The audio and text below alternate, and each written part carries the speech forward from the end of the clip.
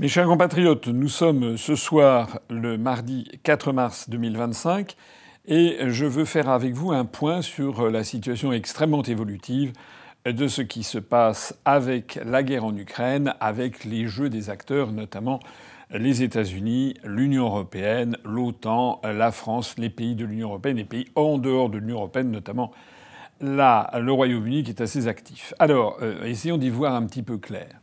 On apprend ce soir que Zelensky a fait une volte-face presque complète, pas tout à fait complète, comme je le dis, à 160 degrés, pas à 180 degrés. Et ça veut dire quoi? Ça veut dire que Zelensky, toute honte bue, a expliqué qu'il trouvait regrettable l'altercation qu'il y avait eue dans le bureau ovale de la Maison-Blanche. Okay, we have some news with regard to Zelensky in Ukraine crossing right now on X. Zelensky is saying a lot of things. Here are a few headlines. Says Ukraine is ready to come to the negotiating table as soon as possible. Says about the clash in the Oval Office, it is regrettable that it happened that way. He says it's time to make things right. So that is the word out of Kyiv. We do believe he is back in that country as we speak. So. Alors bon, trouver regrettable une situation, c'est pas la même chose que de dire je regrette d'avoir fait que. Mais enfin bon, c'est quand même le mot regret est prononcé dans sa bouche, donc tout le monde comprend qu'il vient un peu à résipiscence. Deuxièmement, il se dit prêt à aborder de façon constructive ses entretiens avec les États-Unis d'Amérique, avec la présidence de Donald Trump, avec le vice-président Vance, avec le secrétaire d'État Rubio. Il se dit donc disposé à calmer le jeu, donc dont acte. Troisièmement, il se dit disposé à entrer pour des négociations de paix avec la Russie. Donc ça, c'est quand même tout à fait spectaculaire, parce que je rappelle que dans l'altercation qui a eu lieu à la Maison-Blanche, il avait pendant 40 minutes expliqué qu'il ne voulait rien entendre, mais qu'il voulait faire la guerre, qu'il voulait faire la guerre, qu'il voulait faire la guerre. Il ne voulait pas du tout de cesser le feu, il ne voulait pas. Bon.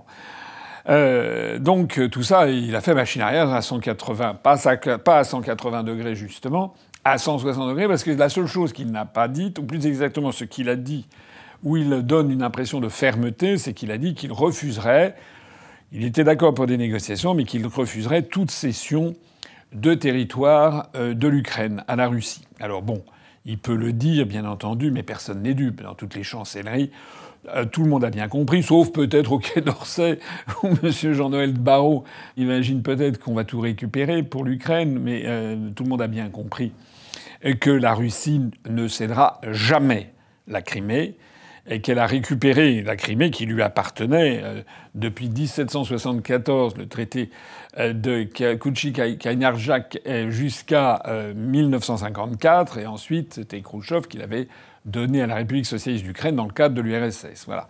Et donc, là, je l'ai déjà dit 50 fois, la Russie jamais n'acceptera de rendre la Crimée à un pays, d'ailleurs, qui n'a pas de droit, à part la décision de Khrouchtchev, c'est un peu léger pour justifier un droit de possession, et tout simplement parce que ce territoire est entièrement peuplé de russophones, russophiles, orthodoxes, ayant des liens avec Moscou, beaucoup de militaires, et qui ne veulent pour rien au monde passer sous le régime de l'Ukraine et qui veulent être rattachés à la Russie. Et puis surtout parce qu'il y a également le port en eau profonde et en eau chaude de Sébastopol, qui est l'un des principaux ports de la marine russe.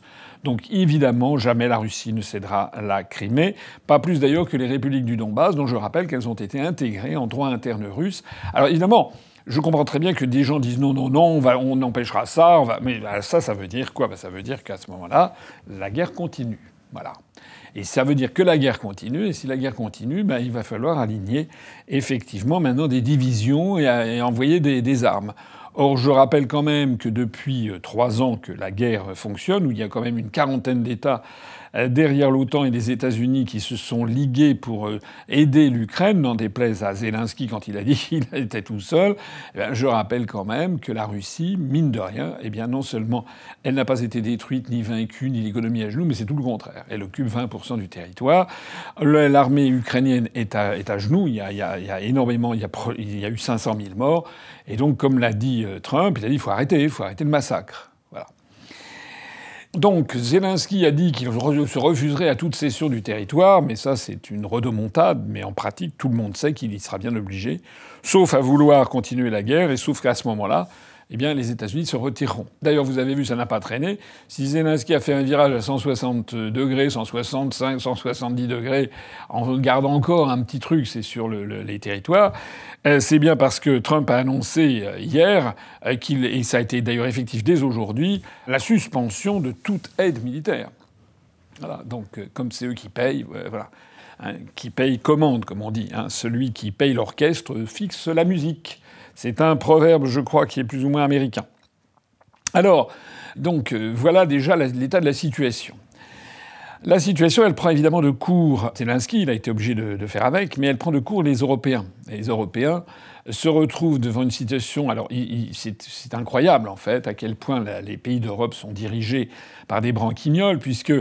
À l'évidence, ils réagissent aux événements, ils courent après les événements sans les prévoir.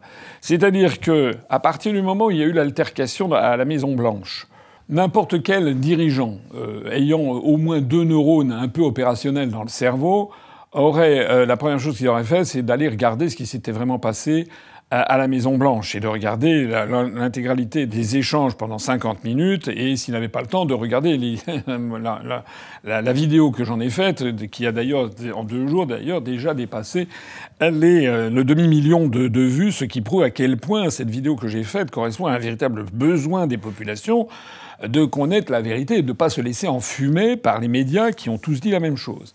Ben, pas du tout. On a vu que défiler en France, tous les responsables politiques français, de Madame Le Pen jusqu'à Mélenchon, avec peut-être une petite ambiguïté du côté de Zemmour, qui a trouvé la formule qui permettait de montrer qu'il n'était pas tout à fait d'accord, tout en étant pas tout à fait non plus d'accord, etc. Bon, mais en gros, on a assisté à un déferlement d'indignations extraordinaires. Zelensky a été humilié, c'est une honte, etc., etc. Alors. Moi, je suis absolument sidéré là-dedans parce qu'on a vraiment affaire à des dirigeants qui, en fait, enfin, je sais pas, ils ont un cerveau de poisson rouge, en fait. C'est-à-dire qu'ils ne voient pas 3 secondes à l'avance, voilà, ce qui va se passer. Parce que à partir du moment où on commence à dire mais c'est scandaleux, etc., il faut soutenir Zelensky, on va y aller, on va faire la guerre. Enfin, c'est quasiment. On a vu M. François Hollande qui était là à réclamer sur l'air des lampions une aide supplémentaire à l'Ukraine. Il faudrait quand même réfléchir un peu aux conséquences. Enfin, c'est incroyable. On dirait des enfants. Ils ne pensent pas aux conséquences. Les conséquences, il va falloir de l'argent et beaucoup d'argent pour suppléer au départ des États-Unis. Mais des sommes énormes, des sommes absolument monumentales. Et c'est M. Hollande ou bien Macron qui sont à la tête d'un État qu'ils ont ruiné. La France est totalement ruinée, on a des capacités d'emprunt qui se limitent et qui risquent d'ailleurs de s'effondrer si Standard & Poor's, donc la prochaine fois, nous fait chuter de A- à A- en cotation. Ce sont ces gens qui nous expliquent qu'il faut y aller la fleur au fusil, mais c'est complètement délirant. Alors, il y a eu ce sommet de Londres, donc le 2 mars, et le seul là-dedans qui a donné un peu l'impression de réfléchir un tout petit peu, c'est le secrétaire général de l'OTAN, le néerlandais Mark Rutte. Parce que les Néerlandais, c'est un peuple, je donne un peu dans les généralités bien sûr, mais enfin, les Néerlandais sont quand même considérés comme des gens qui sont rigoureux, près de leurs sous, c'est un peuple protestant majoritairement. C'est un peuple qui ne se laisse pas compter, qui est très pragmatique. Et donc, Mark Rutte, il n'a pas oublié qu'il était néerlandais quand il a pris la tête de l'OTAN. Eh bien, Mark Rutte, il a regardé quelles étaient les ressources de l'OTAN. Et lui, sa panique, c'est l'idée que les États-Unis se retirent de l'OTAN. Ce qui pourrait d'ailleurs être annoncé, semble-t-il, peut-être dans les prochaines heures. Au moment où je parle, ça n'est pas encore annoncé. Mais enfin, on voit des voix qui sont assez autorisées. En particulier, Elon Musk a dit que les États-Unis devaient se retirer de l'OTAN. Il a dit également de l'ONU. Alors ça, je ne crois pas du tout que les États-Unis se retireront de l'ONU. Là, ça serait une erreur monumentale en termes diplomatiques. Mais en termes d'OTAN, c'est possible. Alors, Mark Rutte, il sait très bien que c'est l'essentiel, enfin une grande partie, une majorité de son budget qui serait plus, il pourrait plus fonctionner. Donc lui, il a dit attention, attention, il faut calmer le jeu. Et donc il a dit il faut absolument que Zelensky présente ses excuses. Enfin, il n'a pas dit exactement comme ça, mais voilà, qu'il regrette ce qui s'est passé. Et c'est ce qui s'est passé. C'est-à-dire que Zelensky vient d'appliquer la demande de Mark Rutte, qui finalement, dans le lot de ces chefs d'État et de gouvernement que l'on a présentés dans la presse comme étant européens alors qu'ils n'étaient pas spécialement européens, enfin ils l'étaient un peu, mais sur les 19 personnes présentes, il y avait 13 chefs d'État européens, plus Madame von der Leyen représentant la Commission européenne comme présidente, plus Monsieur Costa qui est portugais et qui représentait la présidence du Conseil européen. Mais les autres, il y avait donc cinq États qui, eux, étaient en dehors de l'Union européenne. Voilà. A commencé par le Royaume-Uni, mais a continué aussi par le Canada et la Turquie. Le Canada et la Turquie, qui eux font partie de l'OTAN, mais font même pas partie de l'Europe continentale. Bref. C'était donc une espèce de réunion comme ça. Il manquait quand même il y avait 12 États membres de l'Union européenne. Et donc, il en manquait 15 par rapport aux 27. Alors là-dedans, à part Mark Rutte, il y a donc eu les rodomontades de M. Macron. Il y a Scholz qui était, on ne sait pas pourquoi il était là, parce qu'il est complètement démonétisé. Donc il était un peu posé sur une étagère comme ça, comme sur le rebord d'une cheminée. Je ne crois pas qu'il ait dit grand-chose. On a remarqué beaucoup M. Keir Starmer, qui est le Premier ministre britannique, et qui est en train peut-être de réussir ce tour de force, d'être au moins aussi bête que notre ministre des Affaires étrangères. C'est incroyable. Alors, M. Starmer, qui est en fait, je sais pas comment c'est possible, qu'il y ait des chefs d'État qui soient choisis de cette façon. M. Starmer, en tant que Britannique, a dit qu'il allait envoyer des troupes, qu'il prenait un engagement, je crois, de 2, et quelques milliards de livres sterling pour aider le Royaume-Uni, qu'ils allaient faire fabriquer des missiles en Irlande, c'est demain je rase gratis, hein, vous connaissez, on va faire ci, on va faire ça. Enfin, ça veut dire d'ailleurs au passage qu'ils n'avaient absolument rien prévu. Mais le plus comique dans toute cette affaire, c'est que vous avez des journaux de britanniques spécialisés qui ont quand même tiré la sonnette dans l'arme en disant mais il est complètement siphonné le Premier ministre. C'est-à-dire que l'armée britannique en ce moment est dans le pire état qu'on a jamais vu au Royaume-Uni depuis 1945. Au point que les journaux spécialisés britanniques ont fait remarquer qu'il n'y avait pas plus de 25 chars d'assaut, de tanks, en état de fonctionnement, avec le personnel qui va avec. Voilà. Le Royaume-Uni, c'est ça. C'est 25 tanks. Je ne sais pas si vous vous rendez compte. Bon, alors, il y a quand même, sans doute, effectivement, quelques avions, etc. Mais enfin, c'est un pays dont l'armée a été complètement ruinée, en fait. Voilà. C'est un petit peu la même chose qu'en France. Alors, depuis maintenant 2 ans, le budget de la défense redémarre. Macron l'a décidé. Mais je rappelle que lorsqu'il était arrivé en 2017... Le premier acte qu'il avait fait dans sa vie de président de la République, c'était de s'opposer au chef d'état-major des armées, qui était le général De Villiers, le frère de Philippe De Villiers, vous vous rappelez, parce qu'il avait décidé de baisser encore le budget des armées, qui était déjà subclaquant. Donc Macron, quand il arrive comme président de la République en 2017, la première chose qu'il fait, c'est de tailler dans le budget de la défense. Et voilà le même qui, maintenant, 7 ans après, nous fait des grandes déclarations sur le fait qu'il faut absolument réarmer. Ben oui, mais le problème, M. Macron, comme M. Starmer, comme tous ses dirigeants, c'est que lorsque l'on prétend être un chef d'État, on ne réagit pas à l'actualité la plus immédiate. Il faut quand même voir loin. Et sur la défense, comme sur la démographie, la natalité, l'éducation, les grandes infrastructures structurantes comme l'électricité, l'énergie, sur toutes ces grandes affaires-là, on doit réfléchir, l'industrie lourde, on doit réfléchir à 20 ans, 25 ans, 30 ans. On ne réagit pas à 2 semaines. Voilà. Et c'est pareil pour la défense. Donc, en fait, il se passe quoi ? Il se passe que les pays d'Europe sont complètement...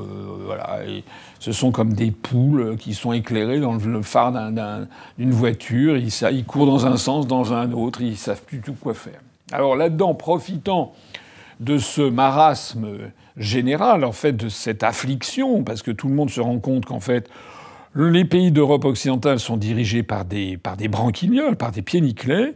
Il y a Madame von der Leyen, la présidente de la Commission européenne, qui a décidé, alors c'est pas elle, ça doit être son cabinet, elle doit avoir des gens autour d'elle, qui a décidé de prendre les choses en main et elle a annoncé comme ça, comme une fleur, qu'il allait y avoir 20 milliards d'euros de versés d'aide à l'Ukraine, en libéralité, pour continuer le soutien, et de ce que Donald Trump refuse. 20 milliards, ça veut dire au passage que pour la France, les Français, ça fait à peu près de 4 milliards d'euros qu'on va donner à Zelensky encore, alors que tous nos ministères, tous nos services publics sont dans un état de délabrement avancé, et alors même que notre dette publique est insoutenable.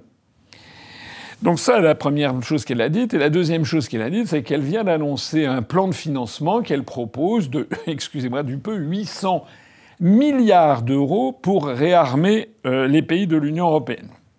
Alors tout ça étant évidemment affublé d'un sobriquet pour faire chic. Donc là, c'est Rearm EU, voilà, Rearm EU. Hein, ça fait chic, c'est en anglais, Rearm EU, mais elle annonce 800 milliards d'euros. Alors, ces deux sommes méritent d'être commentées. Les 20 milliards d'euros de dons de libéralité à l'Ukraine, ça n'est pas encore décidé. Il va y avoir donc un sommet qui va se tenir, je crois, jeudi. Et tout le monde craint beaucoup, enfin c'est pratiquement annoncé, que la Hongrie de Viktor Orban et probablement aussi la Slovaquie de Robert Fico mettront leur veto. C'est-à-dire qu'ils refuseront, parce que ce sont des décisions à l'unanimité, ils mettront leur veto. Alors j'ai vu que dans certaines instances, on explique que c'est un scandale, etc. Comment nous n'avons déjà donné que quelques centaines de milliards d'euros à M. Zelensky. Il faut absolument lui en donner d'autres et tout. Bon, le problème, c'est que tout ça, ça passe de plus en plus mal auprès des populations, n'en déplaise au fait que la presse en France et les instituts de sondage bidouillés font croire qu'il y a une quasi-unanimité sur le fait qu'il faudrait qu'on se saigne aux 4 veines pour donner encore et encore et encore plus d'argent à la mafia de Zelensky. En attendant, il est donc très probable qu'on aille face à un veto au prochain Conseil, avec des menaces de certains qui disent on va outrepasser le veto.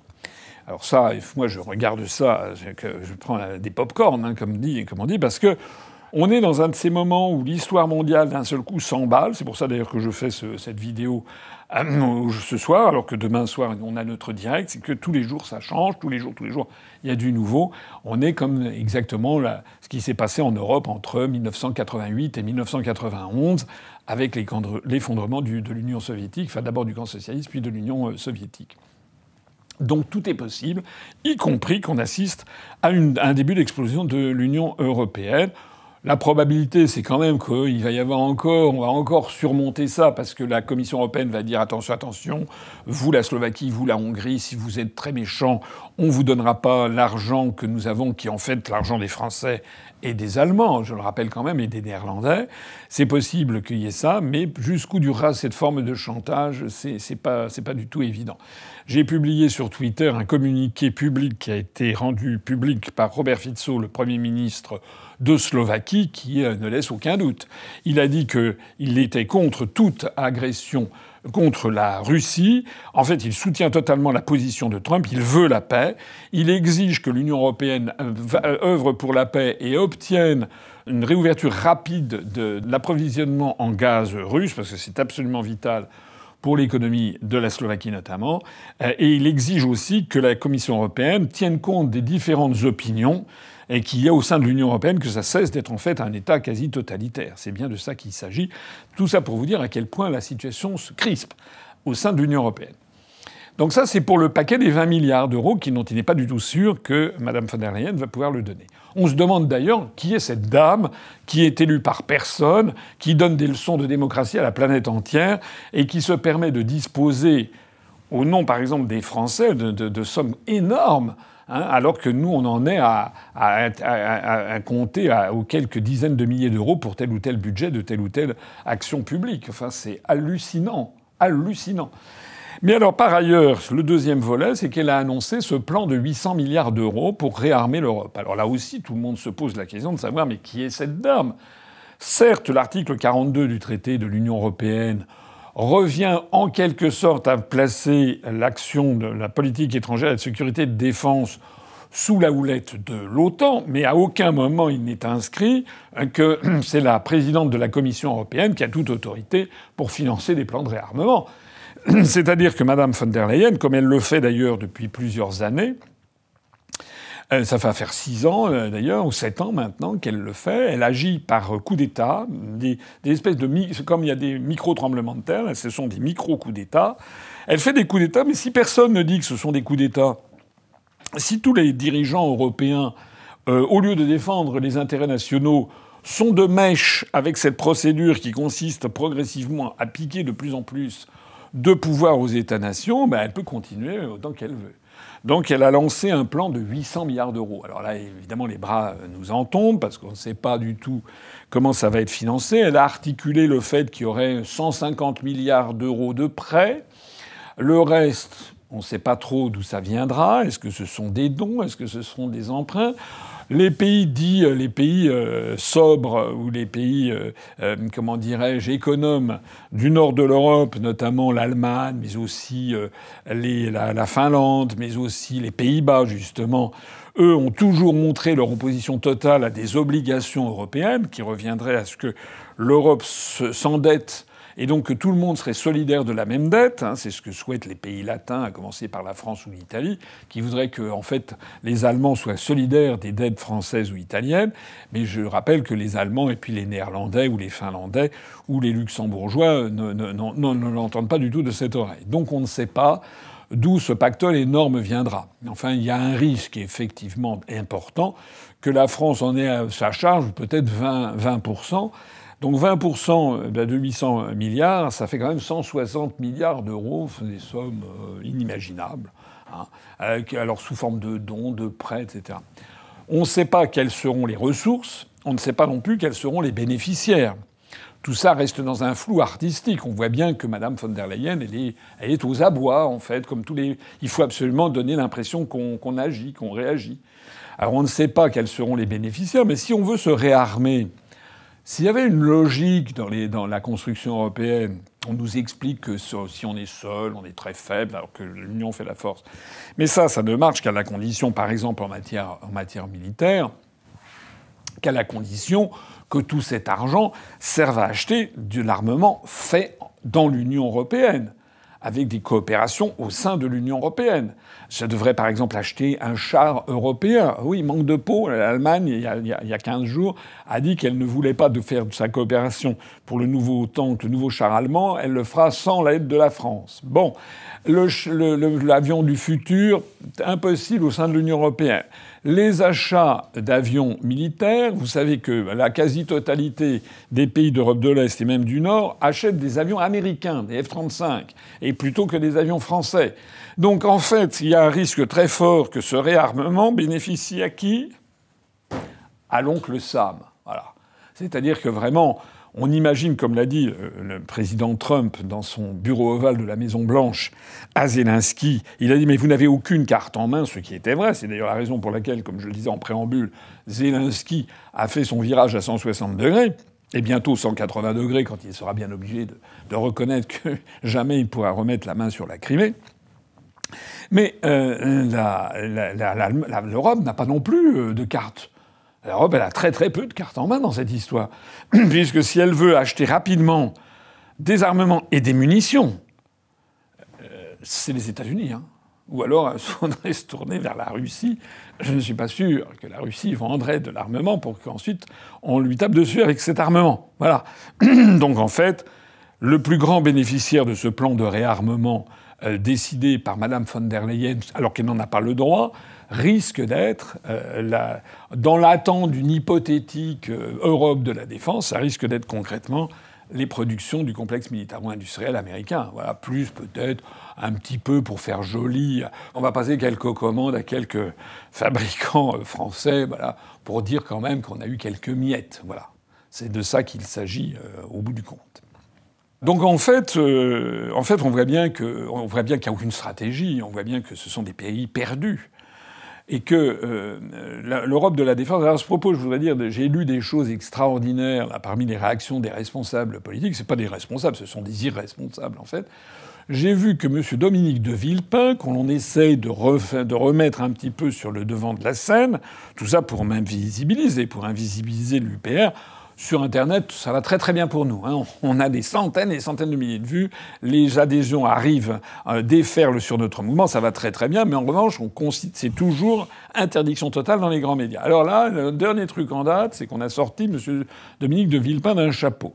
Mais Dominique de Villepin, il est devenu ultra-européiste, sans compter qu'il est financé, semble-t-il, par le Qatar. Il est avocat d'affaires du côté du Qatar.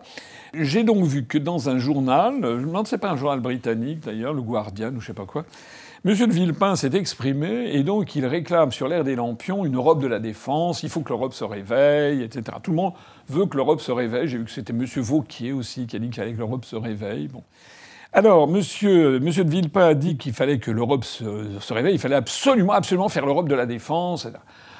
Alors moi, j'avoue que je suis un peu triste de ce genre de déclaration, parce que M. de Villepin, que je connais un petit peu, c'est quand même quelqu'un qui a été diplomate, directeur de cabinet du ministre des Affaires étrangères, puis secrétaire général de l'Élysée sous Chirac, puis ministre français des Affaires étrangères, et puis également Premier ministre.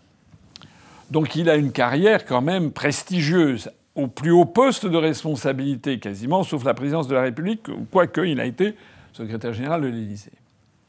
Et que M. de Villepin nous dise qu'il faut faire l'Europe de la défense, il y a vraiment de quoi éclater de rire ou se mettre en colère. Il est le premier à savoir, compte tenu des fonctions qu'il a exercées, que ça n'est pas possible, que c'est un serpent de mer dont on parle depuis des décennies entières. Ça n'est pas possible parce que les intérêts sont tellement opposés sur des sujets aussi fondamentaux, aussi qui touchent autant à l'intégrité, à l'indépendance nationale, à la souveraineté nationale, que même si en France on serait prêt à tout brader, ça n'est pas le cas des autres pays de l'Union européenne qui tiennent encore à leur intégrité, à leur souveraineté nationale. Et même en France, ça n'est pas le cas de toutes les entreprises.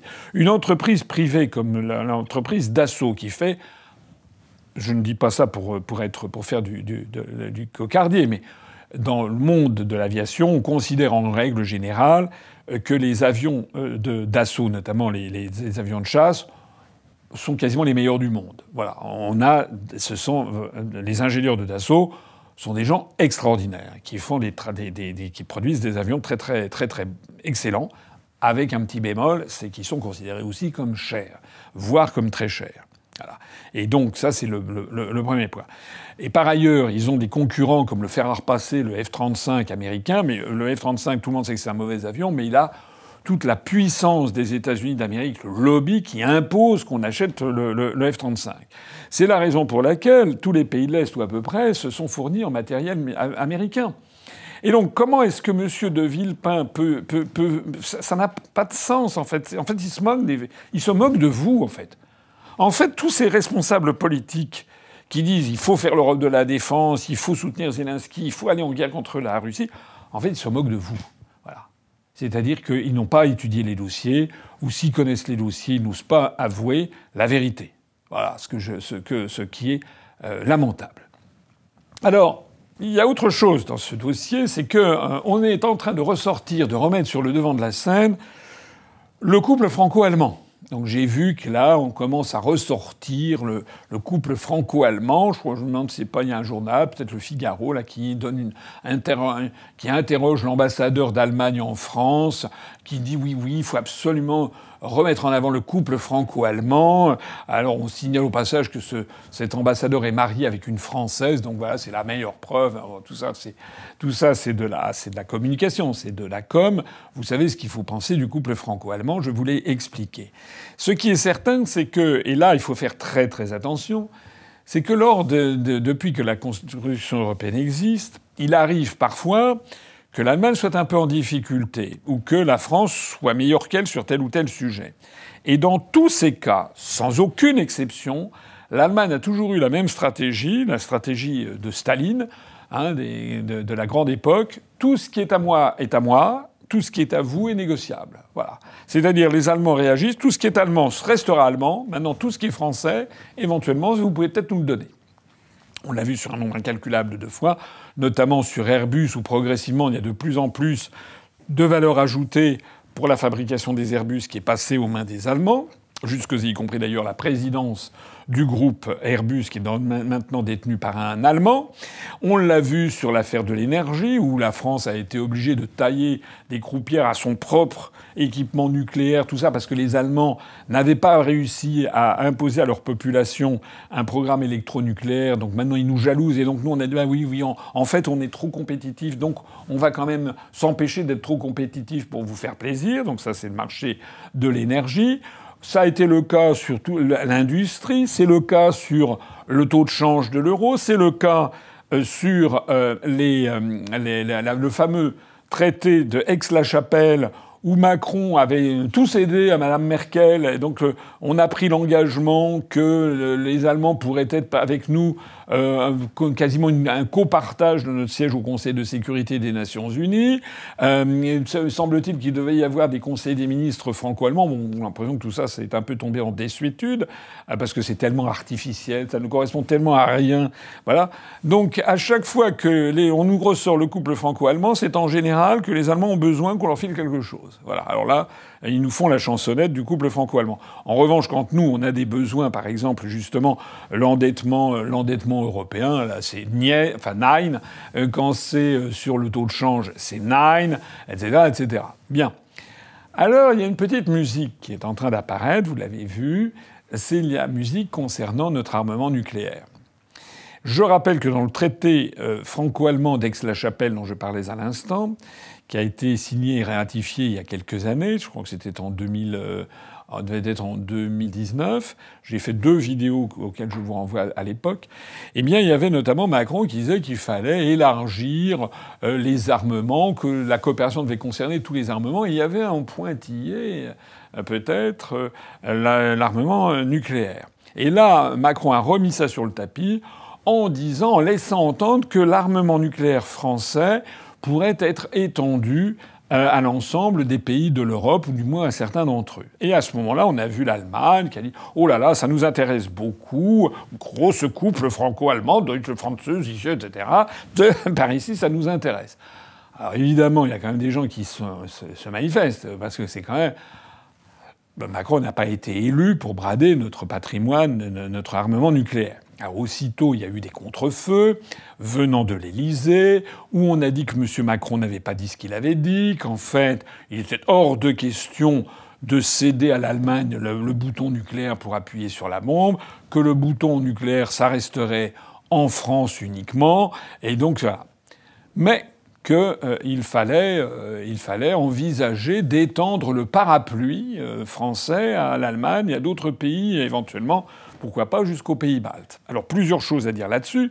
C'est que, les promesses d'ivrogne, comme je les appelle, on sait ce que c'est. C'est-à-dire que on nous a tellement souvent dit de choses. Non, rassurez-vous, on ne fera jamais ça. Et puis, en fait, au bout de plusieurs années, voilà, c'est quand même bien ce qui arrive.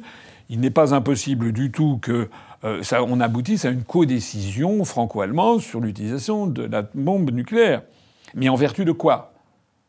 En quoi est-ce que le peuple français, nos aïeux se sont saignés aux 4 veines pour avoir un armement nucléaire assurant notre indépendance et notre souveraineté nationale et faisant de la France une grande puissance, en vertu de quoi on devrait faire bénéficier cela de nos amis allemands qui, par ailleurs, sur tout le reste, nous taillent des croupières? En vertu de quoi ? En vertu de l'Ukraine, qui est un pays qui est déjà complètement perdu, et c'est pas de toute façon nous qui décidons, ce sont les Russes et les Américains. Donc de plus en plus, cette affaire ukrainienne apparaît comme peut-être un prétexte pour faire avancer au forceps et faire croire à un peuple français qui décidément est d'une naïveté extraordinaire, surtout s'il ne se gave que d'informations venant de BFM TV, LCI ou TF1, mais de faire croire aux Français que ce serait notre intérêt vital. Non. Alors, je précise au passage qu'il y a un traité qui s'appelle le traité de Moscou, qui a été signé le 12 septembre 1990. Ce traité de Moscou fixe la fin de la Seconde Guerre mondiale. en termes juridiques. C'est-à-dire que les puissances occupantes de l'Allemagne, dont je rappelle qu'il y en avait 4, il y avait l'Union soviétique, donc, dont le successeur en termes de succession d'États, c'est la Fédération de Russie, les États-Unis d'Amérique, le Royaume-Uni et la France étaient les 4 puissances occupantes. Vous savez que chacune avait sa part. Donc la Russie, l'Union soviétique avait la part qui est devenue la République démocratique allemande, la RDA, et la RFA a été constituée des 3 zones d'occupation américaine, anglaise et française. La France avait une petite zone d'occupation qui n'était pas très... C'était la plus petite des 4, mais elle avait quand même une zone d'occupation qui expliquait d'ailleurs pourquoi il y avait des militaires français en Allemagne jusque dans les années 80.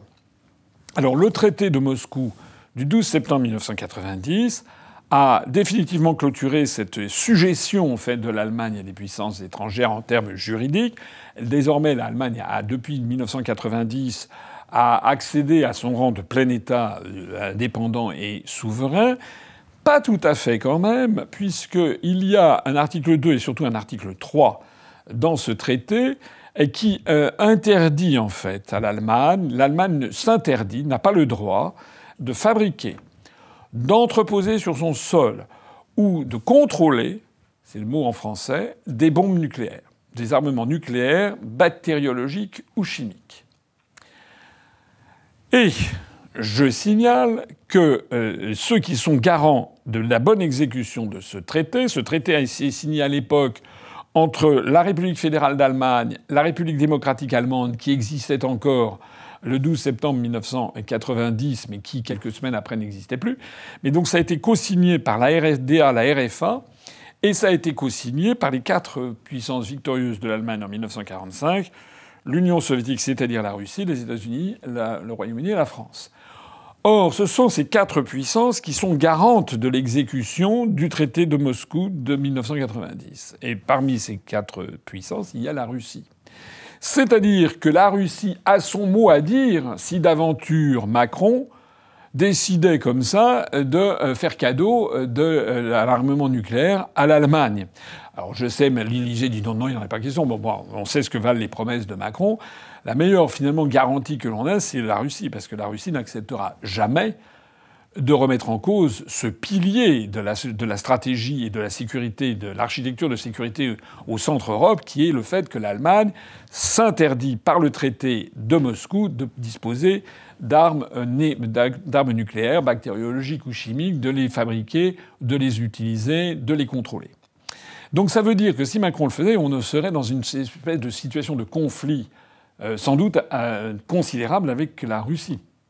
Et si l'Allemagne commençait à vouloir entreposer des bombes nucléaires françaises, de fabrication française, ou si elle voulait contrôler l'utilisation, la Russie serait fondée à intervenir militairement pour faire respecter. Voilà.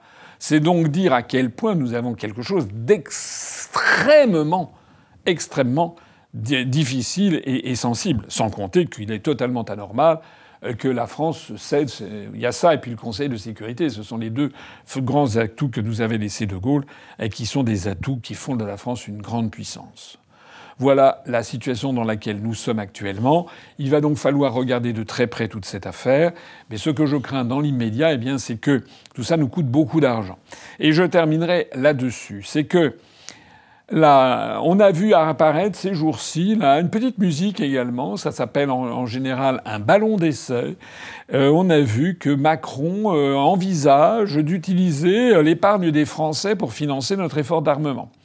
On a vu M. Lecornu parler d'une économie de guerre. Moi, je ne sais pas très bien ce que c'est que le concept d'économie de guerre, mais quand on voit que M. Macron dit oui, il y a 50 milliards d'euros à trouver, on pourrait le trouver dans l'épargne des Français, c'est une petite musique à laquelle il faut vraiment faire très attention. Parce que même si on nous explique, bien entendu, ne soyez pas inquiets, c'est toujours la même chose, ne soyez pas inquiets, ce que c'est que vous allez chercher, c'est simplement utiliser une partie des fonds qui sont versés par les Français sur leur livret A de caisse d'épargne, on va en prendre une petite partie, mais on leur restituera, c'est seulement dans l'utilisation des fonds, vous êtes là, n'ameutez pas les Français, tout. D'accord ? Mais qui le garantit ?